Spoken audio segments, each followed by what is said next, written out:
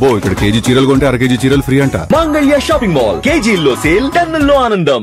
8 వసంతాలు ఒక మంచి కవిత్వం లాంటి సినిమా.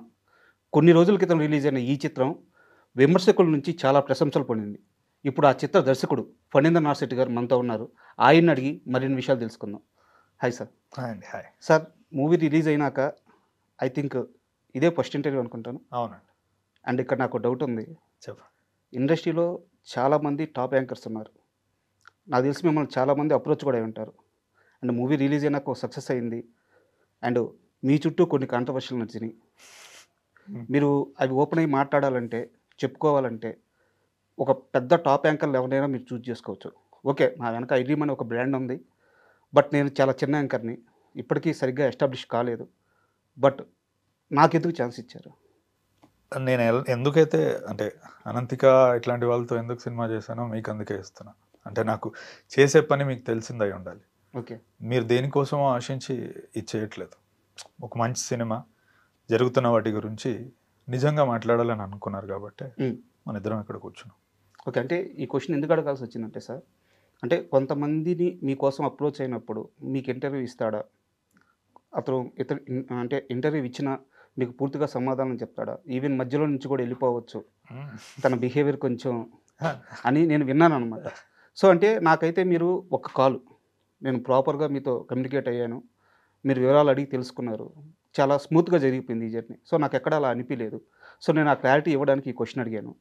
అండ్ నా సైడ్ నుంచి ఇంకొక సలహా సార్, అంటే సలహా కాదు, మూవీలో ఒక డైలాగ్ ఉంటుంది, మనిషి అంటే అందం కాదు, అంటే అక్కడ స్త్రీ అంటారు, ఓవరాల్గా మనిషి అంటే అందం కాదు, వాళ్ళ స్కిల్ అండ్ వాళ్ళ ప్రవర్తన, వాళ్ళలో ఉండే ధైర్యం, వాళ్ళలో ఉండే విద్య, విద్వత్తు, ఇవన్నీ అని చెప్పారు అనమాట. అంటే సరస్వతీదేవి అంటే చదువు, దుర్గామాత అంటే ధైర్యం, అంతేగాని ఇక్కడ అందం కానీ బలం కానీ ఏముండదని చెప్పేసి నేను ఇప్పుడు ప్రాపర్గా, అంటే ఒక గుండెతో ఉన్నా కానీ మిమ్మల్ని అప్రోచ్ అవ్వడానికి కారణం ఏంటంటే ఆ సినిమాలో డైలాగుల వల్లే నాకు ఒక నమ్మకం వచ్చి మిమ్మల్ని అప్రోచ్ అయ్యాను. సో నేను ఇప్పుడు ఇంటర్వ్యూ క్యాబ్ తీసి చేయబోతున్నాను. మీకు ఓకేనా?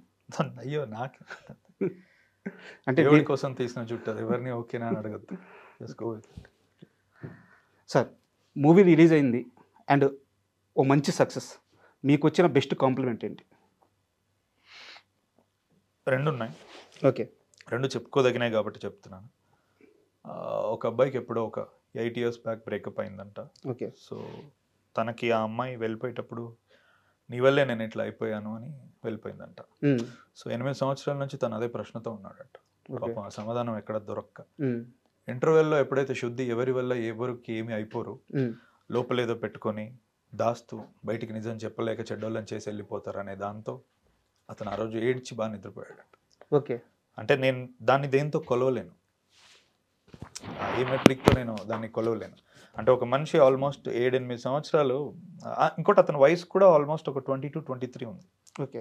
సో ఒక 7-8 సంవత్సరాల నుంచి తనకి సమాధానం దొరకంది ఒక సినిమాలో దొరికింది అన్నప్పుడు నాకు ఇంకదే నాకు బెస్ట్ కాంప్లిమెంట్. సినిమా ఎలా తీసామనేది కాదు, ఎక్కడికో, అంటే నేను ఆల్రెడీ ప్రీ రిలీజ్ ఈవెంట్లో కూడా చెప్పా, మనకు మనసుకు సంబంధించిన ప్రశ్నలు ఏమైనా ఉంటే సమాధానం దొరుకుతుంది 8 వసంతాలు. అవును, అదే అతని మాటల్లో నిజమైంది. ఇంకొకటి, ఒక అమ్మాయి వాళ్ళ మదర్, ఇట్స్ వెరీ అన్ఫార్చునేట్, ఒక 6-7 months బ్యాక్ కాలం చేసింది. సో ఆమె అన్నిటికీ దూరంగా ఉంది, ఇన్స్టాగ్రామ్ వేటికైనా, యూ కెన్ అండర్స్టాండ్. సో వాళ్ళ అన్నయ్య ఎక్కడో ఇంటర్వ్యూస్ చూస్తూ ఏంటి ఇంత కాన్ఫిడెంట్గా ఉన్నాడు ఒక వ్యక్తి, ఒక సినిమా గురించి, ఒక వర్క్ గురించి, అసలు ఏం తీశాడు చూద్దాం అని చెప్పేసి ఇద్దరు వెళ్ళారు. ఓకే. వెళ్తే ఆ అమ్మాయి చూసి బాగా కదిలిపోయి ఏడ్చేసి కేవలం నాకు మెసేజ్ పెట్టడానికి ఆ అమ్మాయి ఇన్స్టాగ్రామ్లోకి మళ్ళీ వచ్చి మాట్లాడి చెప్పింది, అంటే నేను ఎన్నో బాధల్లో ఉన్నాను సార్ ఇన్ని రోజులు, కానీ నాకు సాంత్వన దొరికింది. ఈ రెండు నాకు మీరు అడిగిన వెంటనే గుర్తొచ్చాయి. ఓకే, ఎందుకంటే అవి ఫ్రెష్, నిన్న మొన్న జరిగిన. అండ్ నాకు వినిపించిన బెస్ట్ కాంప్లిమెంట్ ఏంటంటే 36 సంవత్సరాలు అయింది గీతాంజలి వచ్చి, ఇది మోడర్న్ గీతాంజలి లాగా ఉంది. అంటే ఆ ప్రజెంటేషన్ కానీ, ఆ హిల్ స్టేషన్లో చేసిన షూట్స్ కానీ, ఆ లొకేషన్స్ కానీ, ఆ క్యారెక్టరేషన్స్ కానీ, సో ఇది మోడర్న్ గీతాంజలి లాగా ఉంది అని చెప్పేసి నేను విన్న కాంప్లిమెంటు. సో 36 సంవత్సరాల దాకా ఏ సినిమాకి ఇలాంటి గౌరవం దక్కలేదు. సో ఈ కాంప్లిమెంట్ని ఎలా చూస్తారు? నేను తీసుకోరాదు. ఓకే. ఎందుకంటే నేను ఇప్పుడు కాదు, ఏబిఎన్ ఆంధ్రజ్యోతికి నేను 22 years ఉన్నప్పుడే చెప్పాను, దయచేసి ఎవరిని ఎవరితో పోల్చొద్దు.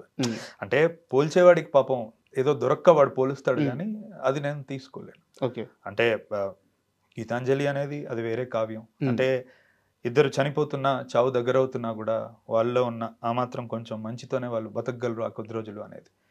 నేను ఇంకోటి ఏదో ఎక్స్ప్లోర్ చేశాను, హుందాతనం కానీ నిలబడడం కానీ కేవలం ఒకటే సెట్టింగ్లో జరగడం వల్ల ఆ ఫీల్ వచ్చింది తప్ప మిగతాది ఏది కాదు, కాబట్టి నేను అది తీసుకోలేదు.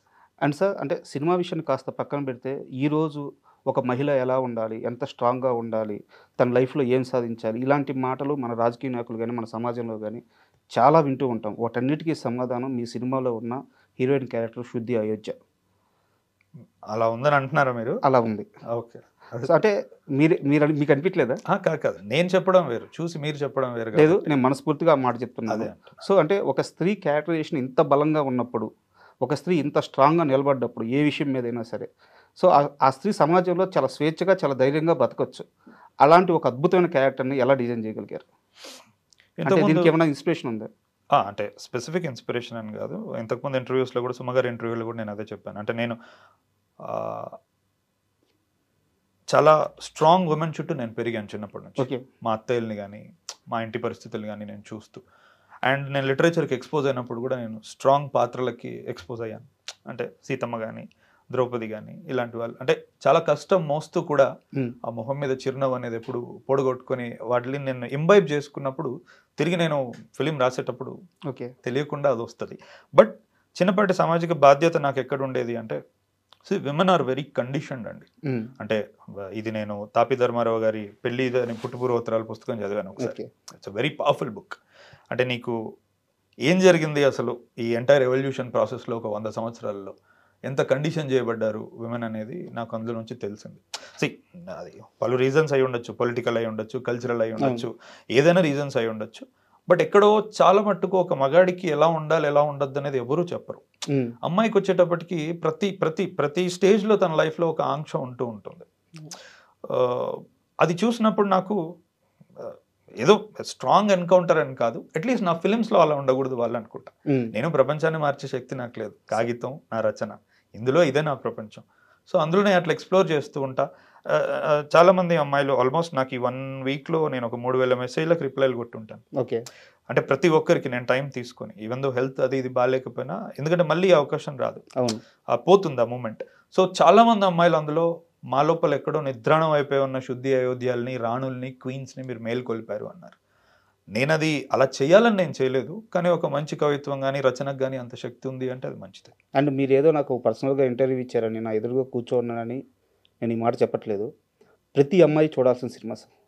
అంటే లైఫ్లో వాళ్ళు జీవించడానికి ప్రతి అబ్బాయి కూడా, ఎందుకంటే వాళ్ళు చూస్తేనే తెలుస్తుంది ఎలా ప్రవర్తించాలని. అవును. సో లైఫ్లో ముందుకెళ్ళడానికి ఎక్కడో దగ్గర ఒక మంచి అయితే ఆ క్యారెక్టరైజేషన్ వల్ల దొరుకుతుంది. సో అది ఖచ్చితంగా అనిపిస్తుంది.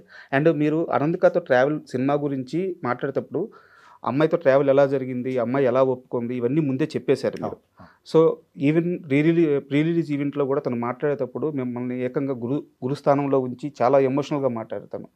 సినిమా రిలీజ్ అయింది, అందరూ ఇంత బాగా రిసీవ్ చేసుకుంటున్నారు. సినిమా రిలీజ్ అయిన తర్వాత తను మీతో ఏం మాట్లాడారు?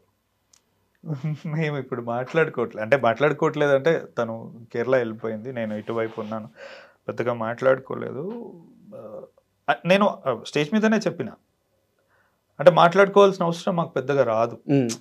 అంటే తన జాబ్ తను పర్ఫెక్ట్గా పర్ఫామ్ చేసింది, తను ఎక్కడున్నా తన నిర్ణయాలు బాగుండాలి రేపు అనేది నేను కోరుకుంటా. కలవాలని ప్రయత్నించింది ఆ అమ్మాయి, ఎందుకో తనకి కుదరలేదు, నాకు బాలేక కుదరలేదు. ఓకే, మూవీలో అంటే మీ మూవీస్లో అన్నిటికంటే బాగా డిఫరెంట్గా కనిపించే క్రాఫ్ట్ వచ్చేసి రైటింగ్.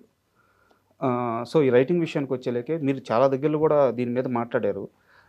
మీ డైలాగ్స్ ఏవి కూడా అంటే ఒక నార్మల్ వేలో ఉన్నట్టు కాకుండా మీరు చెప్పాలనుకుంది ఆ ఎసెన్షియల్ అది మిస్ అవ్వకుండా చాలా డిఫరెంట్ వేలో చెప్తారనమాట. అంటే మనకి ఒక మణిరత్నం గారి సినిమా, ఒక గౌతమ్ మేనన్ గారి సినిమా, ఈ సినిమాల్లోనే మనం ఆ డైలాగ్స్ కానీ లేకుంటే ఆ డైలాగ్ డెలివరీ అయ్యే విధానం కానీ మనం వాటిని చూడగలం అనమాట.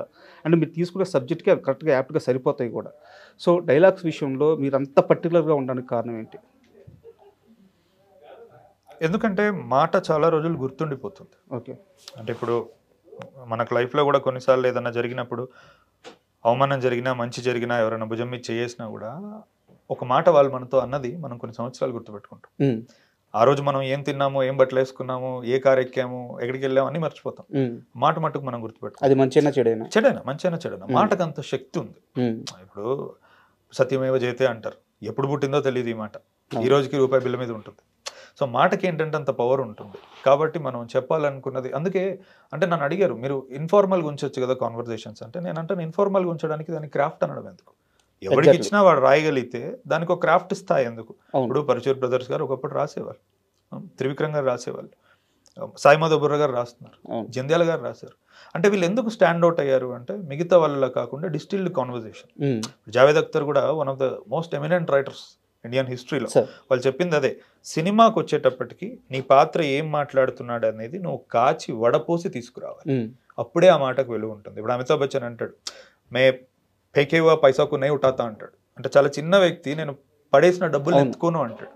సో అది అలా నిజంగా బయటపడి మాట్లాడు, పాత్ర మాట్లాడాలి. అది ఎంతో మందికి ఒక దశ దిశ చూపిస్తుంది. ఆ ఒక్క డైలాగ్ ఆ క్యారెక్టరేషన్ కి ఎస్టాబ్లిష్ చేస్తుంది, ఆడియన్స్ కి అర్థమయ్యేలా చెప్తుంది. ఇంకొకటి ఇలా బతకాలని కూడా ఎక్కడో చెప్తుంది. అంటే ఇప్పుడు నువ్వు బూట్లు తుడిచేవాడివైనా సరే డబ్బులు నీ చేతికి ఇవ్వాలి, పడేయకూడదు.